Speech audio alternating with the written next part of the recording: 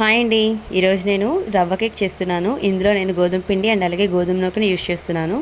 ఎగ్ని use చేయడం లేదు కాబట్టి ఎవరైనా వెజిటేరియన్స్ ఉంటే తప్పకుండా ట్రై చేయండి, చాలా బాగుంటుంది. అండ్ అలాగే పిల్లలకు కూడా పెట్టచ్చు, ఎందుకంటే ఇందులో మనం మైదాని యూజ్ చేయడం లేదు కాబట్టి పిల్లల హెల్త్ కూడా మంచిదే.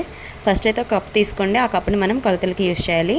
ఈ కప్తో మనం గీ కానీ ఆయిల్ కానీ తీసుకోవాలి. సో ఇక్కడ నేను గీ తీసుకుంటున్నాను. మీరు ఆయిల్ తీసుకున్నట్టయితే మాత్రం రిఫైండ్ ఆయిల్ తీసుకోండి, బాగుంటుంది. అండ్ అలాగే 1 cup of milk, 1 cup of curd, ఈ మూడింటిని చక్కగా మిక్స్ చేసిన తర్వాత 1.5 కప్పు షుగర్ని పౌడర్ చేసుకోవాలి. మిక్సీ పట్టుకొని ఇందులో మిక్స్ చేసుకోండి. అండ్ అలాగే 1 కప్ ఆఫ్ గోధుమ నూక, 1/2 కప్ ఆఫ్ గోధుమ పిండి వేసుకోవాలి. వీటన్నిటిని చక్కగా మిక్స్ చేసుకోవాలి, ఉండలు ఎక్కడా లేకుండా. అండ్ అలాగే ఇప్పుడు ఇందులో 1 table spoon of baking powder, 1 table spoon of vanilla essence లేకపోతే మాత్రం యాలకుల పౌడర్ యూస్ చేయండి, బాగుంటుంది. అండ్ అలాగే మిల్క్ పౌడర్ ఒక 2 ప్యాకెట్స్ అన్న వేసుకోవాలి. ఇది ఆప్షనల్, వేసుకుంటే మాత్రం టేస్ట్ బాగుంటుంది.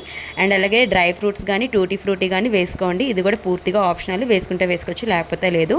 సో వీటన్నిటిని మిక్స్ చేసుకొని చక్కగా కన్సిస్టెన్సీ ఈ విధంగా ఉండేలా చూసుకోవాలి.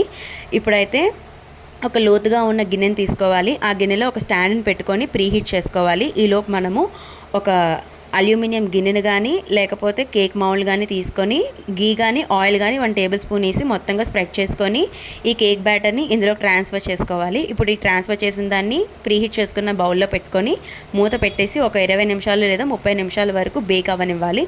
మధ్యలో వెళ్ళి చూసుకుంటూ ఉండాలి.